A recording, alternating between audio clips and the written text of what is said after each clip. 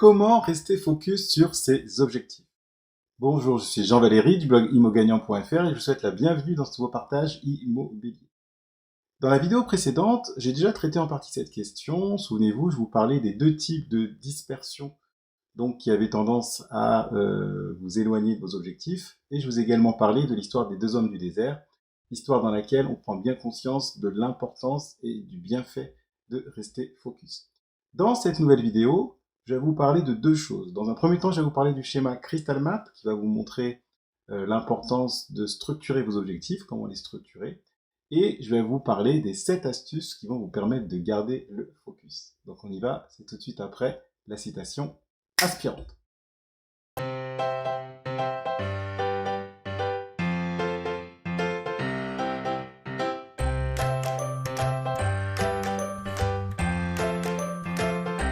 Alors, avant d'entrer dans le vif du sujet, je vous invite à faire les deux actions suivantes. La première, c'est de vous abonner à la chaîne en cliquant sur le bouton qui se trouve sur la vidéo ou juste en dessous. Ainsi, vous serez sûr d'être averti lorsque je publierai une prochaine vidéo. Et la seconde action, donc, si vous êtes nouveau sur la chaîne ou si vous démarrez dans l'investissement immobilier, je vous invite fortement à cliquer sur le premier lien qui se trouve dans la description pour que vous puissiez avoir accès à votre cadeau de bienvenue. Donc ce cadeau de bienvenue est un pack de formation, le pack Immo Starter. Donc j'ai créé ce pack spécialement pour vous, pour que vous puissiez réussir votre premier investissement immobilier rentable. Donc pour info, ce pack de formation est 100% offert pour l'instant. Donc je vous invite vraiment à cliquer sur le lien pour que vous puissiez y avoir accès gratuitement. Donc on y va, on poursuit la vidéo directement sur mon ordinateur. Alors, pour rester focus sur vos objectifs, je voudrais vous parler du schéma Crystal Map. D'accord? C'est un schéma que j'ai déjà abordé dans d'autres vidéos, donc c'est un rappel pour certains. Et si c'est la première fois que vous regardez cette vidéo, eh bien, je suis ravi de vous présenter ce schéma. C'est un schéma qui montre comment un objectif doit être structuré. D'accord? C'est-à-dire que lorsque vous avez un objectif, ce qu'il faut savoir, c'est que pour l'atteindre, eh bien, vous allez devoir réaliser certaines actions. D'accord? Et pour réaliser ces actions, eh bien, vous allez réaliser certaines tâches. D'accord? Donc, c'est le fait d'accomplir des petites tâches qui vont vous permettre de faire des actions et qui vont vous permettre de réaliser votre ou vos objectifs. Ça, c'est très important à comprendre parce que lorsque vous avez un projet et que vous souhaitez arriver au bout, il va falloir découper ce projet en différentes étapes, en différents objectifs. Et pour réaliser ces objectifs, vous allez pouvoir les décliner en actions et en tâches. C'est très important à comprendre puisque ça va vous permettre de mettre toutes les chances de votre côté pour atteindre votre ou vos objectifs. Maintenant que je vous ai parlé de ce schéma, je vais vous parler donc des 7 astuces pour rester focus qui vont vous permettre de garder le focus. Alors, dans un premier temps, ce que je vous recommande, c'est de vous concentrer sur vos motivations. D'accord? La chose qui va vous faire avancer dans votre projet, la chose qui va vous permettre de rester motivé, d'accord, pour atteindre votre objectif, eh bien, ça va être votre pourquoi fort, d'accord? Vos motivations, ça va être le pourquoi vous souhaitez réaliser ce projet, donc pourquoi vous voulez réaliser cet objectif. Quel est votre intérêt dans la réalisation de cet objectif? Une fois que vous avez répondu à cette question, eh bien, c'est ça votre motivation. Et je vous invite donc, la première astuce, je vous invite à rester concentré sur vos motivations.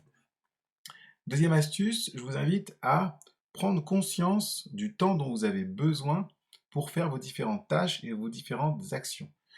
Ça, c'est très important parce que vous allez planifier vos différentes tâches et actions. Et donc, pour les planifier, vous avez besoin d'évaluer le temps nécessaire pour que vous puissiez bien planifier ces tâches et ces actions.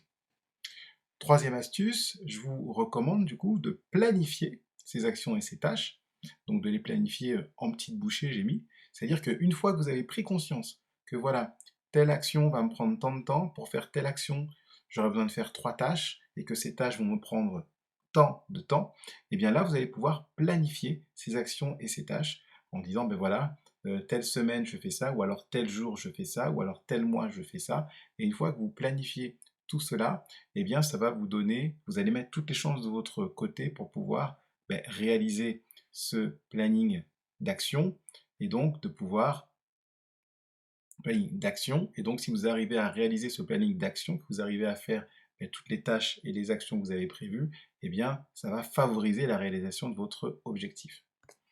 Quatrième astuce, attribuez votre énergie et votre concentration sur vos tâches et actions.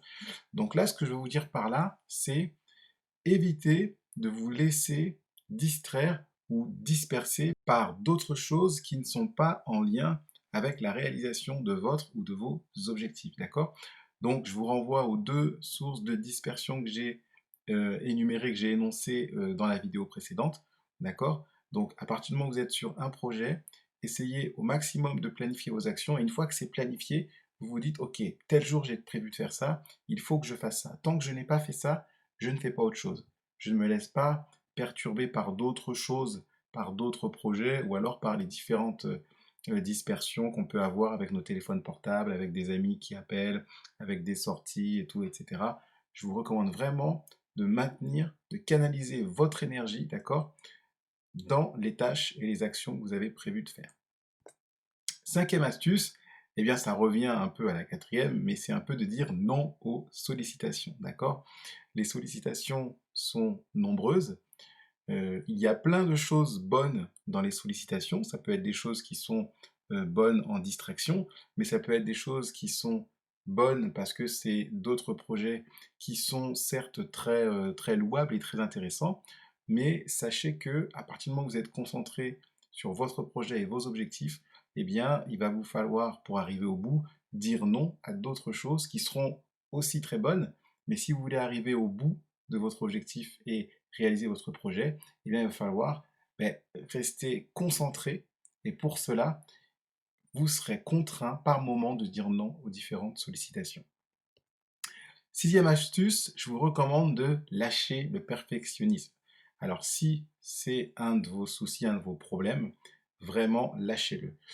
Mieux vaut une action imparfaite mais qui est faite, plutôt qu'une action parfaite mais vous ne faites pas. D'accord? En gros, mieux vaut que ce soit fait, même si c'est pas tip top, mais au moins c'est fait, plutôt que vous essayez de faire en sorte que ce soit la meilleure action et qu'au final, vous finissez par ne pas la faire parce que vous n'êtes jamais satisfait de la qualité de l'action. D'accord? Donc, lâchez le perfectionnisme, dites-vous qu'il faut que votre action soit faite, un point, c'est tout. Et enfin, septième astuce, trouvez un partenaire et challengez-vous. D'accord? Donc, c'est quelque chose de très motivant parce qu'à partir du moment où vous avez un partenaire qui lui aussi a des objectifs à atteindre et qui vous parle de son projet, de ses différents objectifs, de ses étapes, eh bien, vous pouvez échanger chacun sur votre projet et vous challenger. C'est-à-dire que si vous avez défini, vous avez planifié vos actions, eh bien, vous pouvez très bien vous dire, ok, à tel stade, on s'appelle. Comme ça, tu me dis où tu en es dans ton projet. Est-ce que tu es bien arrivé à tel stade comme tu avais prévu? Et au même titre, vous allez dire, voilà, moi j'avais prévu d'être à tel stade, à telle étape de mon projet, à tel moment, à telle date. Et là, à ce moment-là, vous allez pouvoir savoir si vous avez réalisé les différentes tâches et actions que vous aviez prévu de faire. Et ça, c'est très intéressant parce que ça vous permet de vous challenger entre vous.